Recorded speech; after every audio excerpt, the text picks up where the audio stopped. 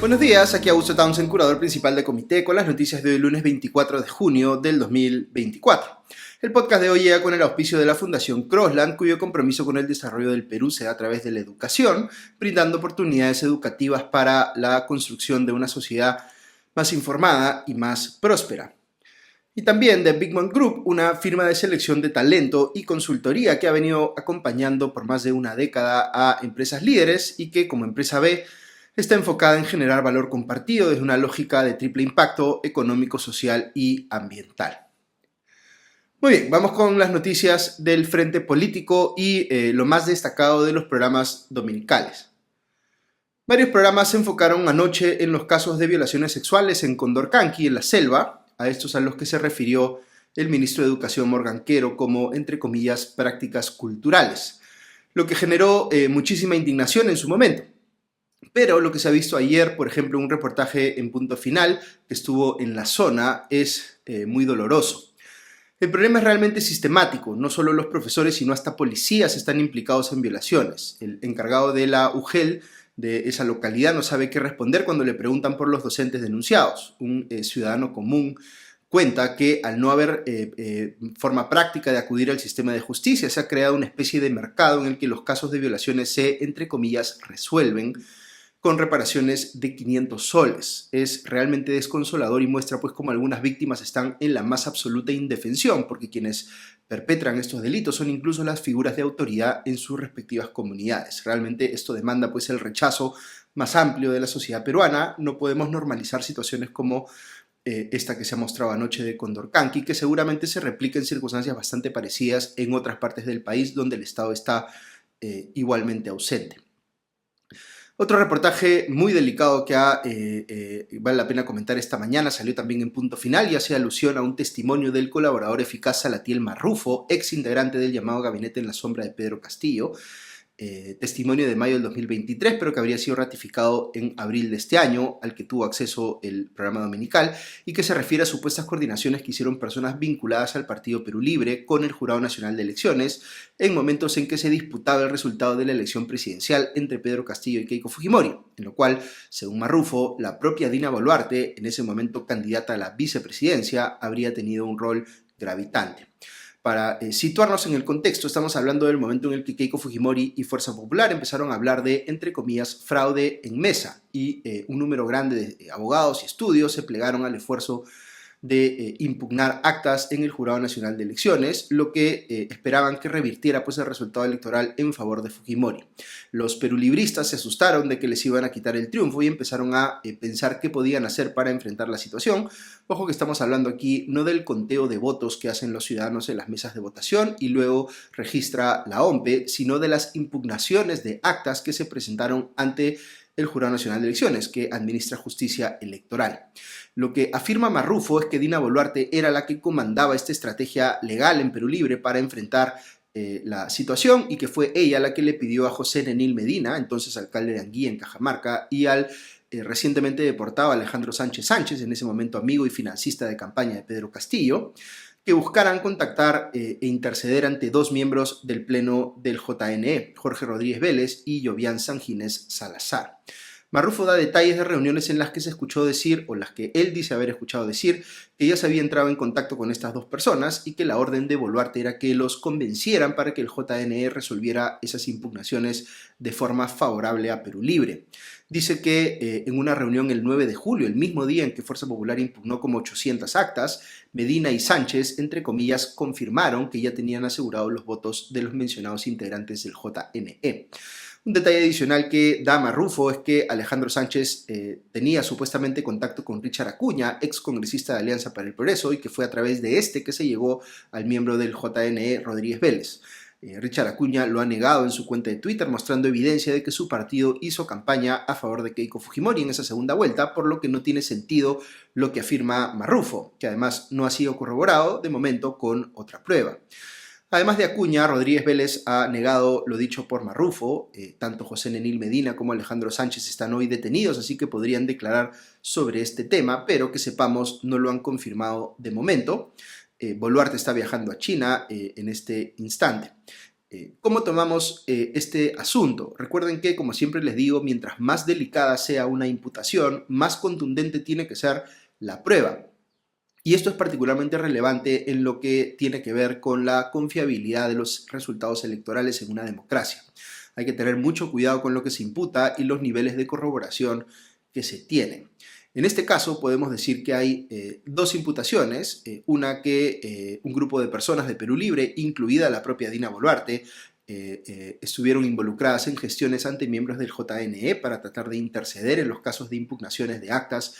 que a esos miembros les tocaba ver o votar. Y la segunda imputación es que estos últimos, en efecto, tomaron decisiones para favorecer a los primeros. Las dos cosas son graves, pero la segunda sería muchísimo más grave porque podría revelar una colusión con las autoridades electorales. Sobre lo primero, la única evidencia que se tiene de momento es el testimonio de Marrufo, negado anoche por alguno de los aludidos. No existe todavía que se conozca algún testimonio que corrobore lo señalado por Marrufo, ni alguna otra prueba, algún chat, por ejemplo, que le dé mayor verosimilitud.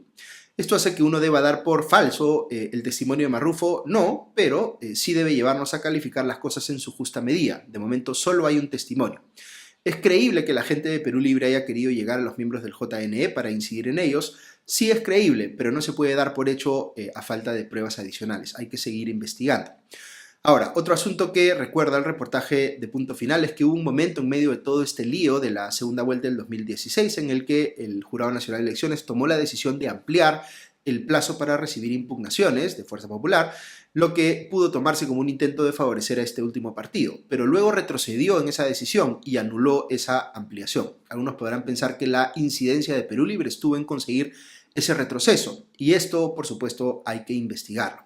Pero aquí uno podría decir que lo correcto era respetar los plazos desde el primer momento, así que estuvo bien que el Jurado Nacional de Elecciones se corrigiera. Pero es de una irresponsabilidad mayúscula, hay que decir, que haya tenido pues esas idas y venidas en plena disputa. Realmente fue una torpeza enorme, cuando menos una torpeza, y algunos hasta podría decir que una decisión prevaricadora, pero para imputar que hubo colusión o soborno a algún miembro de la JNE se necesitan más pruebas. Nuevamente, no estoy diciendo que esas pruebas no puedan aparecer, estoy diciendo que no existen de momento y por tanto no podemos saltar a conclusiones. En suma, hay en este reportaje imputaciones bien serias, pero no se tiene de momento más que el testimonio de Marrufo para sustentarlas y eso no es suficiente para darlas por ciertas. Se tiene que investigar más y si no aparecen más pruebas para corroborar estas afirmaciones, se van a terminar pues cayendo. Ok, hablando de Dina Boluarte, la presidenta partió este domingo con destino a Asia para iniciar su gira oficial en la República Popular China, donde cumplirá una agenda de casi una semana. A partir del martes 25 tendrá actividades en 3 ciudades distintas, Shenzhen, Shanghai y Beijing, donde participará en diversos actos protocolares que inician con la inauguración de una exposición de piezas precolombinas en el Museo de Shenzhen, una reunión con los representantes de la empresa Huawei y una visita a la planta de la compañía automotriz BIT. Luego, el jueves 27, asistirá a una conferencia magistral sobre las oportunidades de inversión en el Perú, dirigida a empresarios e inversionistas chinos interesados en nuestro país. La jefa de Estado sostendrá también reuniones con representantes de empresas como COSCO Shipping Port, que es la empresa que tiene, digamos, la mayor participación accionarial en el puerto de Chancay, Jinsao Mining, que es la que ganó la licitación para el puerto de San Juan de Marcona, así como representantes de la empresa constructora China Railway Construction Company. Por último, el viernes 28 de junio asistirá a una ceremonia oficial en la plaza Tiananmen, luego de la cual tendrá lugar una reunión bilateral con el presidente chino Xi Jinping en el Palacio del Pueblo, reunión a la que también asistirán Zhao Leji, presidente del Comité Permanente de la Asamblea Popular Nacional, como el Congreso de allá, y otros altos representantes chinos. Le están acompañando este viaje los ministros de Economía, Vivienda, Relaciones Exteriores, Salud y Transportes y Comunicaciones. Esta comitiva está integrada pues, en total por 18 personas, lo que ha elevado el costo del viaje a más de $500,000. Pasando a otro asunto, este último fin de semana se ha estado hablando bastante sobre la posible captura del líder de Perú Libre, Vladimir Cerrón, sobre el que pesa una sentencia de cárcel efectiva, pero que está prófugo de la justicia desde hace como 8 meses. A diferencia de otras veces en las que hemos escuchado a algún funcionario de este gobierno ofrecer que ya casi estaban por agarrar a Cerrón, esta vez lo que se ha conocido es que un informante cuya identidad no se ha dado a conocer, pero al que se está aludiendo como, o con el seudónimo Mila, logró ubicar el paradero de Cerrón, quien, según el comercio, habría estado escondido en la misma casa en la que antes detuvieron a su hombre de confianza, José Bendezú, en Huancayo. Es decir, no se habría alejado mucho de su casa, al menos en esta última etapa. Cerrón habría estado ocultándose en el segundo piso de esta vivienda, a la que solo tenían acceso dos personas, una que le cocinaba y otra que le hacía los encargos, según un acta policial a la que tuvo acceso el comercio. Pero como podrán imaginar, si les estoy contando los detalles del acta policial y no hablándoles de Vladimir Cerrón enmarrocado, es porque, pese al dato del informante, la policía no logró capturarlo. Según el comercio, el informante llamó por teléfono al programa de recompensas que ofrece 100.000 soles por ayudar a la captura de Cerrón, pero no le dieron respuesta. Recién después consiguió contactarse con un agente policial, pero todo el trámite con la Fiscalía y el Poder Judicial para disponer la detención demoró más de 2 días. Y cuando finalmente se acercaron a la casa, el sábado 14 de junio, ya no estaba Cerrón, solo estaba Bendezú. Quienes ven con suspicacia que el ex aliado de Pedro Castillo siempre logre eludir el cerco policial guardan pues la sospecha de que podría haber alguna persona a la interna de la policía que lo ponen sobre aviso cada vez que se le acerca mucho para que cambie de escondite. También se ha hablado anoche en los dominicales de la posibilidad de que Cerrón esté utilizando equipos electrónicos sofisticados para poder hacer llamadas, usar internet sin que pueda ser rastreado. El comandante general de la policía, Víctor Sanabria, dio a entender esto último en declaraciones a punto final y claro, la sospecha que va a generar es que la inteligencia cubana, por ejemplo, podría ser la que le está proporcionando estos equipos a Cerrón, dada la cercanía de este último con el régimen dictatorial de la isla. Pero entiendo que Sanabria tampoco lo ha afirmado concluyentemente, solo ha dicho que la policía cree que está utilizando este tipo de equipos. Dicho esto, la captura de Bendezú es importante porque este era un personaje clave en la estructura de la presunta organización criminal conocida como los Dinámicos del Centro y liderada por Cerrón, que habría, entre otras cosas, cobrado coimas por entregar brevetes. Si la Fiscalía pudiera demostrar que el dinero de esas supuestas coimas luego fue transferido al Partido Perú Libre como financiamiento de campaña, ahí sí habría sustento para una imputación de lavado de activos, porque estaríamos hablando de las mismas personas implicadas en la comisión del delito fuente, es decir, del cobro de las coimas, y luego de las acciones tomadas para blanquear ese dinero mal habido, como financiamiento electoral en este caso. Pero todo esto, por supuesto, tiene que demostrarse en la etapa probatoria del proceso judicial correspondiente, que Cerrón debería estar enfrentando en persona y no desde la clandestinidad. Yendo a temas del Congreso, la Comisión de Fiscalización verá hoy en una sesión extraordinaria a la que está citado el propio fiscal de la Nación, interino Juan Carlos Villena, dos casos políticos relevantes. Uno es el de Martín Vizcarra, vinculado a la compra de pruebas rápidas durante la pandemia, sobre el cual la Comisión quiere conocer las explicaciones de Villena respecto de por qué se dispuso a archivar este caso. También está citada la ex procuradora Catherine Ampuero, quien fue la que presentó originalmente la denuncia contra Vizcarra por este tema. El otro caso que se verá en la comisión es el llamado Rolex Gate, que involucra a la presidenta Dina Boluarte. Para responder preguntas sobre este último está citada la Procuradora General del Estado, María Carguajulca. Sobre el caso de Vizcarra, Panorama mencionó anoche en un reportaje que existe una pericia de la Procuraduría General del Estado que señala que el estudio de mercado para la compra de esas pruebas rápidas habría sido simulado porque ya se sabía a quién se iba a contratar. Falta ver cuán contundente es esa pericia para sustentar o no la imputación de colusión contra Vizcarra. Recordemos que en este caso hay dos niveles de discusión: si fue correcta o no la decisión del gobierno de Vizcarra de comprar pruebas rápidas, lo que en caso de no haberlo sido debería acarrear una sanción política principalmente, o incluso legal si se puede demostrar que hubo negligencia u omisión de funciones. Y el segundo nivel es si hubo colusión, es decir, si se decidió comprar esas pruebas rápidas porque hubo un soborno de por medio. Yo creo que lo primero está completamente fuera de discusión. Enfocarse en pruebas rápidas fue una decisión equivocada del gobierno peruano y esto tiene que juzgarse con toda la severidad del caso, porque fue una de las causas de la pésima respuesta de nuestro Estado a la pandemia del COVID-19, que nos dejó, como sabemos, con uno de los índices más altos del mundo de exceso de muertes. Para los segundos, sí necesitamos ver si las pericias, como las que les mencioné esta mañana de la Procuraduría, terminan siendo suficientemente contundentes o no, y si lo son, digamos, entonces sí habría mérito en cuestionar la decisión del fiscal de la Nación interino de archivar el caso penal contra Vizcarra por colusión. Ok, hasta aquí las noticias de hoy, pero si quieren escuchar unos minutos más, quisiera compartir una reflexión especial sobre un incidente diplomático que, digamos, tiene que ver con el canciller Javier González Olaechea y que ha generado mucha polémica. Se trata de un discurso que dio este último en un evento en la Embajada de Canadá, en el que se celebraba los 80 años de relaciones diplomáticas con el Perú. En aquella velada, González Olaechea hizo una crítica muy directa a la posición que había asumido la Embajada canadiense, junto con otras 15 embajadas más, contra el proyecto de ley que se está discutiendo en el Congreso y que impone medidas controlistas contra las ONGs que reciben fondos del exterior. Yo no estuve presente en ese evento, pero he conversado con personas que sí estuvieron ahí y presenciaron la alocución del canciller, y lo que me comentan es que sí generó mucha tensión por ser algo pues que nadie esperaba, dada la naturaleza celebratoria del evento y el hecho de que se estaba tomando pues a la delegación canadiense como el foco de una crítica que en realidad debería ir dirigida contra 16 países en todo caso. González Olaechea se dirigió al embajador canadiense Luis Marcotte y le dijo que en la diplomacia, hay momentos para hablar y hay momentos para callar, según cita el Comercio. Y como que dio a entender que su embajada no había sido respetuosa con el país y con el Congreso, cuyos representantes estaban algunos en la ceremonia.